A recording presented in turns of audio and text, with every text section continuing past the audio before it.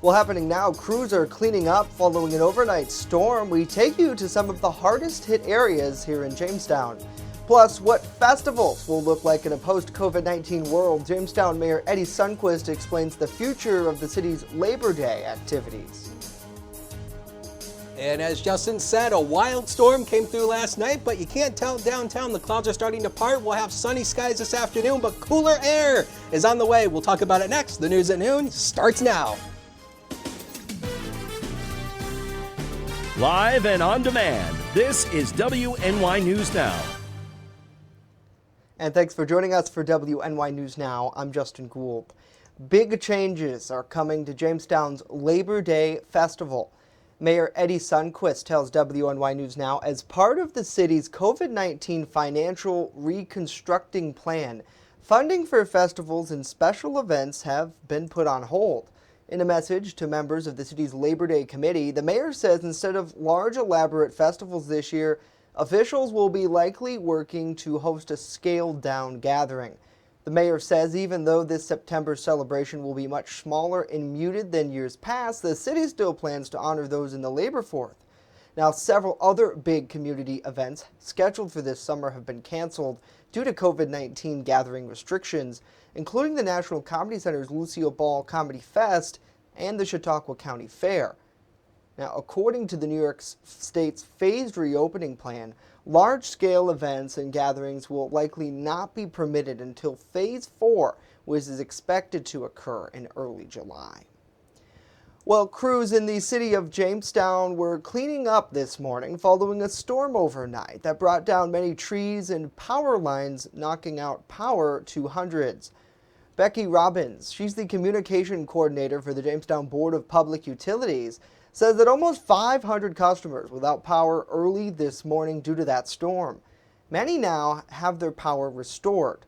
This is video from Irvine Place at North Main Street, which shows the aftermath of a massive tree coming down on power lines and subsequently bringing down a power pole. BPU crews were on hand there, replacing that pole and returning service to nearby customers. Some residents in the area were concerned that they'd have to pay for the lines ripped from their homes to be repaired.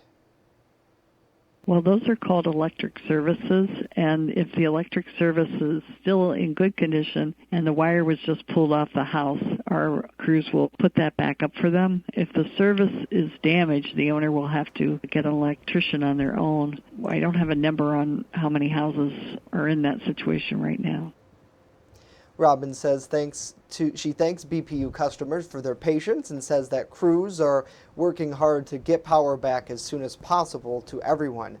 Now, last night's storm quickly swept through the area, and we received several viewer photos submitted of damage overnight. Chief Forecaster Dakota Hunter joins us now with more on some of those images that were submitted and what we saw weather-wise. Dakota?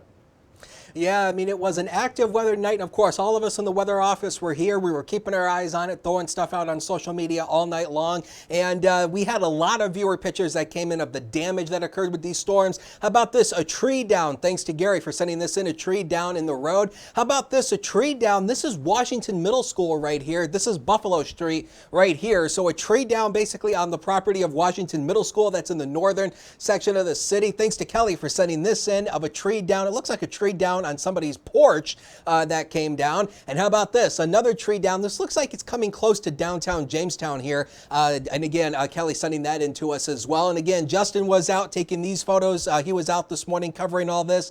And again, this is in the northern section of town on North Main Street. And again, we had so much damage that occurred with these storms. A lot of it was wind damage. How about that? The pole snapped from the strong winds. And again, we had some strong winds that came in. And how about Donna sending this in of the trees down in her backyard as well. So it was an active weather night. And speaking of that, we actually took a radar grab for you. This is not live. This is this line of storms that came on through all of the pink area. That is a severe thunderstorm watch that was impacted. Basically, that was basically issued yesterday. Note the lightning count here. This is something brand new on First Defense Doppler. We have the ability now to show you cloud to ground lightning strikes on here. It's really cool. So note the lightning counter here going up to over 100 strikes. And the line actually weakened as it moved further to the east because because it started to impact some of that strong, because some of the more stable air. But today, the storms are gone. 67 to 74, much cooler today. The clouds thin, leading to mostly sunny skies for the afternoon, but it will remain breezy with a west wind 10 to 20, some wind gusts near 30 miles an hour. The cooler air stays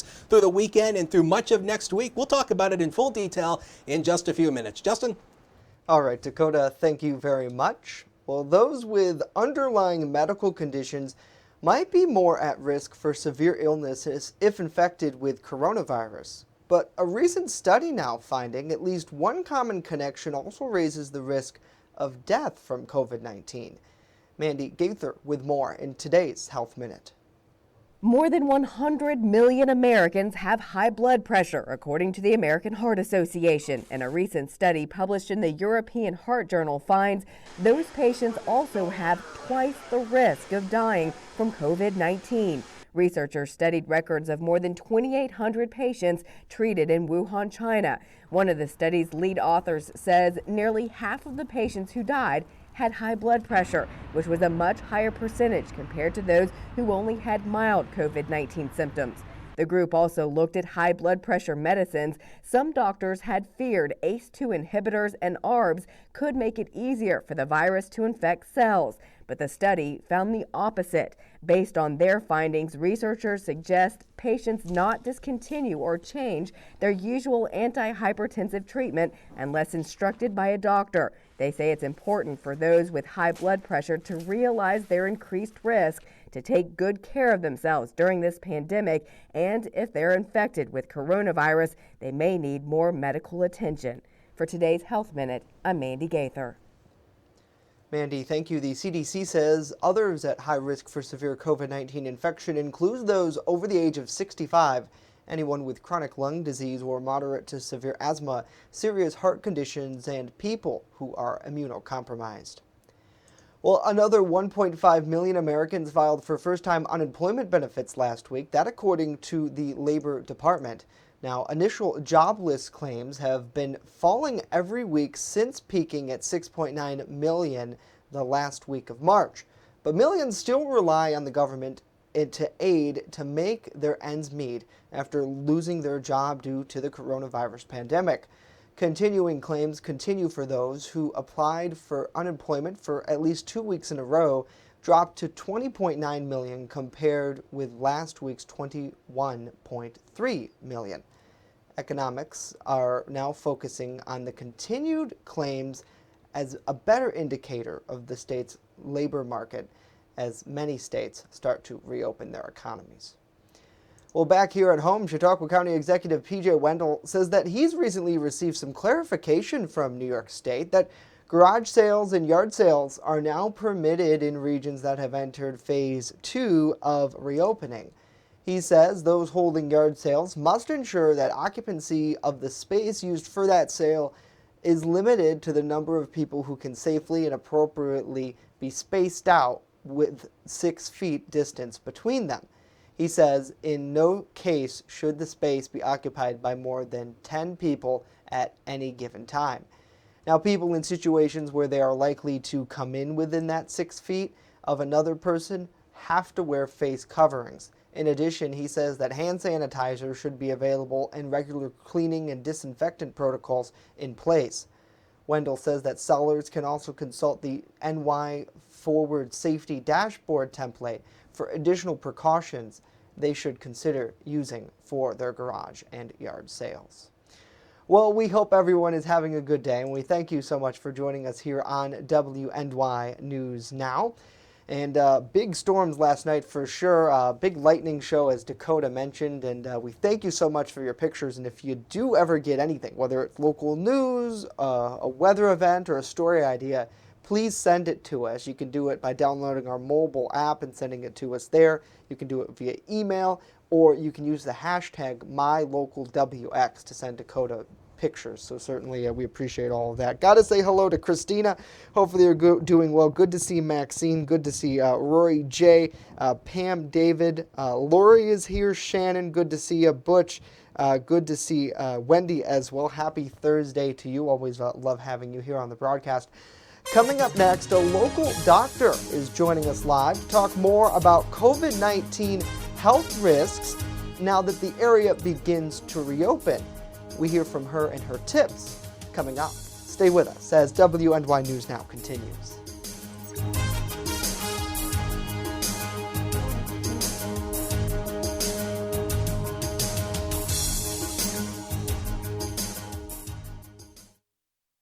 With coverage that matters, this is WNY News Now.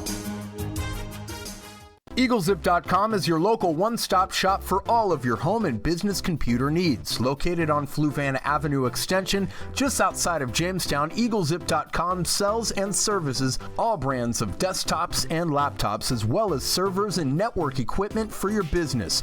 All new computer sales include transferring your data from your old computer, plus a 2-year warranty. Call EagleZip.com today. Stop by EagleZip.com today and let us make computers easy for you. When you're on the go, stay in the know by downloading the WNY News Now mobile app. Stay up to date on local news, weather, and sports that matter to you. Plus, subscribe to breaking news and weather alerts from the team that puts coverage first. In addition, watch news as it happens with the Southern Tier's only 24/7 streaming network. Download the WNY News Now app right now. It's free on the Apple App Store and Google Play Store. You're watching WNY News Now, where coverage comes first. And welcome back to WNY News Now. Our region is likely to enter Phase 3 reopening next week, meaning more people will be headed out into the community shopping at local businesses and restaurants. Joining us to talk more about how this could impact the public's health is Dr. Betsy Kidder with the Chautauqua Center here in Jamestown. Dr. Kidder, it's great to have you back on the program. Thank you for joining us today. Thanks, Justin. Nice to be with you again. First off, I want to get your advice as we start to venture out here in the community under the state's reopening plan. What should we do to stay conscious of COVID-19 and ultimately stay healthy? Yeah, I've been talking with my patients quite a bit about this. I think it's important to remember that we have a lot of people in Chautauqua County that have those comorbidities, those other health conditions that put them at risk for COVID-19. The elderly and also those with diabetes, hypertension, heart disease, kidney disease, and lung disease. So even if we ourselves don't feel like we're at risk or that we're healthy, our being out and about and close to others puts others at risk. It's an important message everybody needs to keep in mind. And as you mentioned, all along, our medical leaders have said that those with those pre-existing conditions, and the elderly especially, should be careful because of COVID's impacts would likely be much more severe if they caught it. What do you tell your older patients, or maybe someone with like hypertension, to do since they do have to go to places like the grocery store? Yep, you know, everyone still has to lead life, live life. People need to get out, they need to buy their groceries. I just advise them to do so carefully, always wear your mask as required, wash hands thoroughly coming out of any public space, and avoid those places you know that might be crowded at certain times of the day or certain times of the week. We are starting to see restaurants open up with outdoor seating, and you can drive by some of them and see how busy it looks out there on the outdoor patios. So I advise patients just to kind of be aware of the situation, and if it looks like it's a time where things are a little crowded, to wait until another time to go. Now, county health officials have said that there is somewhat of a decline in people visiting their doctor because they're afraid that they could catch COVID-19 from a medical facility. Have you seen this concern with your patients, and what do you say to someone who remains concerned about going for that checkup? Yes, we here at the Chautauqua Center and also all of my colleagues around town did initially see some hesitancy about coming in to see your doctor as coronavirus first started ramping up back in March and April. Since that time, everybody instituted telehealth, so that remains an option for patients who have a lot of different diseases and might put them at higher risk for coronavirus. However, we all are opening our offices now to inpatient or in-office visits for patients, and we're starting to see people pour back in a way because people really do need to see their doctor and get needed care in order to prevent further illness from happening. So I would And say right now we're kind of back up at usual capacity and seeing quite a few patients. Obviously, with new office protocols in place in terms of distancing, not having people waiting in the waiting room, lots of cleaning of spaces and disinfecting between patients, all of those good things you've heard about.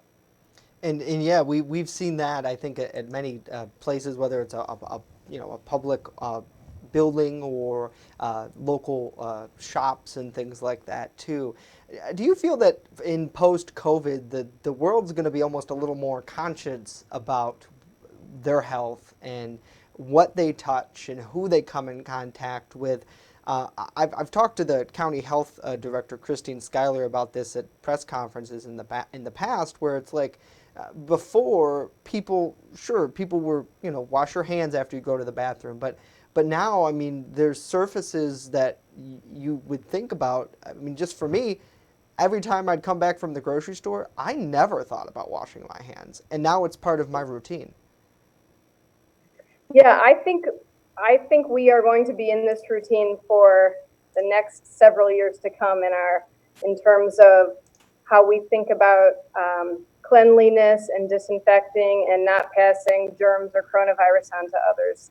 I think eventually we will have a vaccine, and we've talked about that before, kind of being the part of the end game there, where we get to relax some of that a little bit once we get a big portion of our population vaccinated.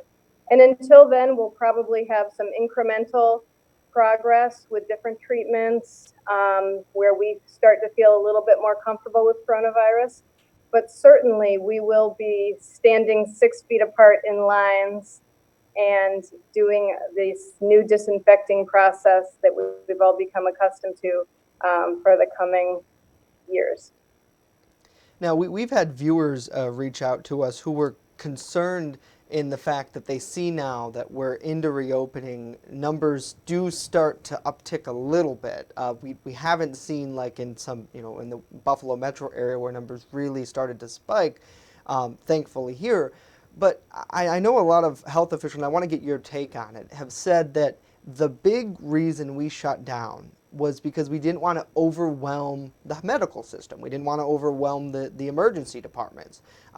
Now that we do have capacity, and it seems like people are a little more A, conscious of it, but B, health-wise, we're prepared with things like PPE and keeping patients separate. For you, do you think that's one big reason why we're sort of giving that green light to start to reopen now, because medical facilities, especially here, are able to deal with a spike if we did see it? Yeah, I think that's exactly right.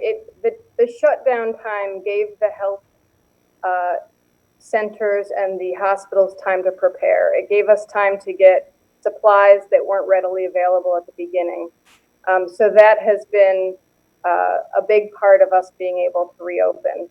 We also, a big part of it has been able to build our contact tracing capacity, because now if we do start to see an outbreak in this area, the major way to shut it down or to prevent further illness is to do some intense contact tracing. And the shutdown period did give the county and our public health professionals here in the area time to set up a robust contact tracing system so that we can be ahead of the game. Now, last time we spoke, we discussed the importance of getting tested for COVID. If somebody did feel ill, call ahead to their doctor. I think most people have that idea, especially with telehealth now being readily available. But we're learning now 2 types of tests are out there for COVID-19. Can you explain to us specifically what the differences are between the types and who should get what? Sure. The 2 types of tests that are out right now are a viral PCR test, which is that nasal swab that goes up back into the deep passages of your nasal cavity. And that's detecting a part of the virus. That is the test we are using most often and is most helpful in just about any situation. That's the test we use for people who have symptoms.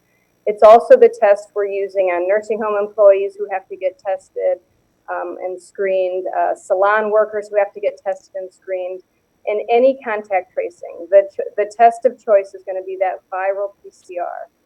The other option that's out there that people have heard about is the antibody test. That's a blood test, and that's detecting antibodies, which is a substance that your body produces when it's exposed to a certain virus. The antibodies that it's testing, unfortunately, aren't that specific for coronavirus 19 versus other coronaviruses, such as the common cold. And when you do that test in a low prevalence area like we have here in Chautauqua County, it really does not have any value. So the medical guidance we're trying to get out there to the population and our patients is if you need to get tested, it's the viral PCR nasal swab, which is the test to get. Do not get the blood test and the antibody test. There are very few situations where that's going to give you any helpful information. Now, I know in the very beginning, COVID tests were pretty hard to come by. We've learned that it is becoming more readily available now. Is it still the case where if you are super sick and you go to your doctor and you talk to them about the symptoms, that they would get a prescription, so to speak, to get a COVID test? Or are people just able to get one because they want to? So you still need to see your doctor to get a lab order. The issue is you need a lab order in order to get tested because there has to be some medical professional that follows up the result, if it's positive or negative, to let you know and to counsel you accordingly. I know the urgent cares are open and people can walk in there and potentially get a test if they don't have any symptoms or might be asymptomatic. But we worry that they're offering the antibody test, which is the wrong test and is not going to give the patient or the public health system any helpful information from that test. Is there anything that can be done to kind of clear the air about that, or is it ultimately up to citizens and individuals to say which test that they want? So we try not to leave it up to the person to decide because they don't have the medical knowledge about which one to choose. If you go to your doctor, almost always they're going to order the viral PCR test because we're able to read the evidence and understand the testing parameters and know that that's the most helpful. We're also in the midst of helping our business colleagues and industry colleagues who are opening up and may need testing of some of their employees to understand the difference in those tests so that they're requesting or requiring the correct testing for their employees. Do we have any data yet about the difference between those who are symptomatic and asymptomatic? I know we've seen some cases where a person was asymptomatic and they didn't even know about it and they could have given it to other people. Do we know how solid that is if there are people walking around who maybe have COVID but don't show symptoms? So the evidence I've looked at shows that some people can be asymptomatic anywhere from 2 to 14 days. But what we think is that the transmission of that virus during the asymptomatic phase likely happens in the 48 hours before you start to develop symptoms. So there is a period that's what makes this virus so difficult to control is you can have people who are not having any symptoms and feeling well out and about, doing their usual activities as we start to open up. And we don't know at this point if they're transmitting the virus. And so that's where these masks and social distancing remain important. That's how we prevent further spread as this economy and community open up. Yeah, certainly, and I think this is something that a lot of people maybe want life to get back to normal, but they're not quite there yet, especially with all that's happening. Dr. Betsy Kidder with the Chautauqua Center here in Jamestown. Dr. Kidder, we thank you so much for joining us today. It's great to get your perspective on this and your expertise. Thank you. Thanks, my pleasure. Now let's get a check of our weather forecast with Dakota. Well, let's give you a live look from the Seneca Allegheny Casino Sky Vision camera. The camera is back. It's been down for maintenance for a little while. And traffic okay over I-86. There you go. You see the camera bouncing with the west wind of 12 miles per hour. So again, it is breezy out there today, but at least it is dry. Here's what's left of the rain that we have on radar. This is it. It's out basically south of Allegheny County, going south into northwestern Pennsylvania. That's it. The remainder of the day will be dry with the clouds thinning out. You can see nothing returning on radar. Just a few of those leftover showers that moved through after the cold front passage. But speaking of the cold front passage, there it is. The cold front moved through last night. The line of storms that came through last night was prefrontal. It sparked out ahead of that front. So there's the front now off to our east, but a big, beautiful high pressure ridge is building in basically near Oklahoma City. And that is going to basically keep us dry basically through the end of the week. And yes, it was hot yesterday, but it was not a record breaker. 86 was the official high yesterday at the Jamestown airport, but the record was 91 set back in 1938. So that's safe for another year. We didn't break it, although it was very warm and muggy. Man, it was tropical out there yesterday. Temperatures right now, we're not anywhere near that. 65 here in town right now, 65 in Mayville, 67 Fredonia, 68 Dunkirk, 67 Clymer, 70 over in Erie. But the bigger story is the dew points. They've came way down as that cold front moved on through, bringing in that cooler air. 53 is the current dew point in town, 55 in Mayville, 57 Dunkirk, 57 also in Erie. So the dew points are a lot lower today, which means it's going to be feeling a lot more comfortable out there. So there's not going to be a stick in the air today, which is good. I mean, we need a break from that. Here's Future Scan showing you basically nothing through the day. So the afternoon is going to be dry, clouds thinning out today. So we should break out into partly to mostly sunny skies for the afternoon hours tonight. A mainly clear, starlit sky. Get out and stargaze. It's going to be great for that. Tomorrow is going to be also dry as well. There will be a small chance of a shower. It's about a 20% chance. But again, the day should be mainly dry with partial sunshine throughout the afternoon. There's the breakdown for tonight. 54 to 59 will be our lows. Much more comfortable tonight. So you can turn off the air conditioners, turn off the fans, just open the windows, because that's where it's going to be. The wind diminishes too, southwest 4 to 8, so it won't be as breezy either. Next 7 days of your life coming up right now. 72 tomorrow, a mainly dry day. 63 on Saturday. Look at that. We go all the way down into the 60s. Refreshing air. Just a small chance of a shower on Sunday. Still needs to be determined on where that shower chance will be. We'll keep a small chance for a shower in there through early next week, but then we start warming up again by the middle of next week. We could be close to 80 once again by next Wednesday. Justin? All right, Dakota, thank you very much. We'll be right back after this. You're watching WNY News Now, your source for breaking news. Want weather now? Download the WNY News Now mobile app and stay up to date on severe weather alerts. Plus, anytime hazardous weather strikes, stick with the Southern Tier's only 24/7 streaming network that keeps you safe. You're all in a tornado warning, so now is the time to go to a safe place, small room, lowest floor, near the center, away from windows. What are you waiting for? Download the WNY News Now mobile app today. It's free in the Apple App Store and Google Play Store. There's an old saying, there's no news in the newsroom. Well, it's true. The time I spend at the anchor desk is just part of my day. Most of our time is spent gathering stories in the community, stories that matter to you. We can't do it alone, and we need your help. When you see breaking news or have a news tip we should know about, drop us a line on Facebook today, email our news desk, or call our newsroom at 488-7226 so we can bring those stories straight back to you. You're watching WNY News Now, where coverage comes first. Well, get this, Looney Tune characters are now ducking things out a bit differently. Elmer Fudd and Yosemite Sam no longer carry guns in the new Looney Tune cartoons that launched on HBO Max this week. Now, make no mistake, there's still a lot of Acme Dynamite explosions and cartoon violence to boot, but Fudd's signature hunting rifle is gone, as well as Sam's pistols.